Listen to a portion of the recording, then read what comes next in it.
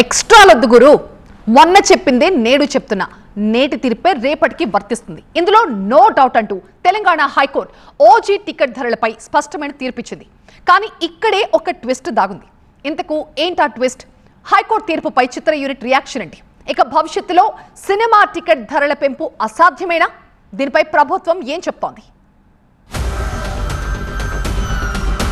తెలంగాణలో OG cinema టికెట్ల పెంపుపై high court మరోసారి షాక్ ఇచ్చింది. రివ్యూ తర్వాత కూడా పెంపునకు హైకోర్టు ఓకే చెప్పలేదు. 24వ తేదీ ఇచ్చిన ఉత్తర్వులే పొడిగిస్తూ అక్టోబర్ 9 వరకు ఇవే ఉత్తర్వులు కొనసాగుతాయని తీర్పిచ్చింది. తదుపరి విచారణను అక్టోబర్.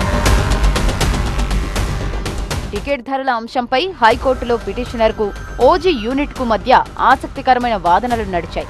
హైదరాబాద్లో అనిరుద్ధ్ షో ఏర్పాటు చేయాలనుకుంటే అతడికి నచ్చిన రేట్లో నిర్వహిస్తాడు. సినిమా టికెట్ ధరలను ప్రభుత్వం రెగ్యులేట్ చేస్తుంది. ఇదే ఓజీ సినిమాను ఢిల్లీలో చూడాలంటే 1500 రూపాయల టికెట్ ఉంటుంది. అలాగే ఐపీఎల్ మ్యాచ్ టికెట్ 1500 రూపాయల వరకు పే చేయాలి. అదే టికెట్ 200 రూపాయలకు కావాలని పిటిషనర్ కోర్టుకు ఎందుకు రారు అంటూ ప్రశ్నించారు చిత్ర యూనిట్ తరపు న్యాయవాది నిరంజన్ రెడ్డి. పెంచిన రేటు పిటిషనర్ కు కష్టమనుకుంటే సాధారణ రేటున్నప్పుడే సినిమా చూడొచ్చు కదా అన్నది చిత్ర యూనిట్ వాదన. ఈ సందర్భంలో మీరు సినిమా టికెట్ కొన్నారా అంటూ పిటిషనర్ ను హైకోర్టు ప్రశ్నించింది.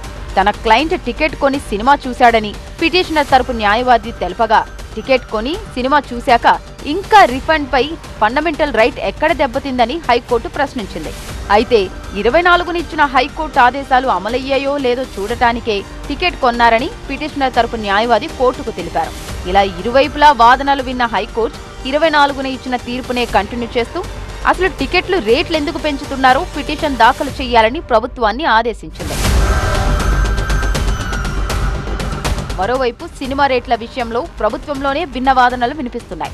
ఓజీ సినిమా టికెట్ పెంపు తనకు తెలియదని, మరోసారి నిర్మాతలెవరూ రేట్లు పెంచమని తమ దగ్గరకు రావద్దంటూ తెలంగాణ మంత్రి కోమటిరెడ్డి వెంకటరెడ్డి ఆగ్రహం వ్యక్తం చేశారు.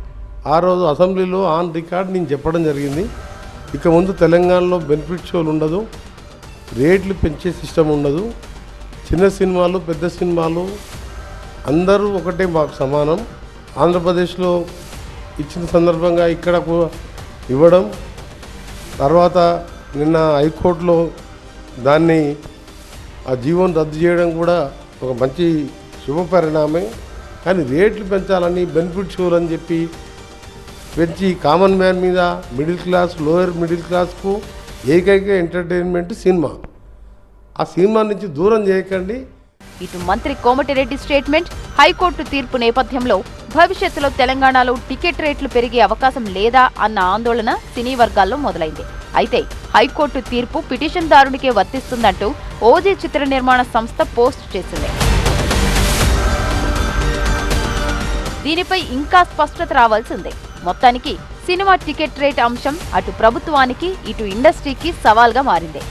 మరోవైపు హైక్స్ సినిమాను కాపాడాలి గాని భస్మాసుర హస్తంగా మారకూడదు అన్నది ప్రేక్షకుల మాట.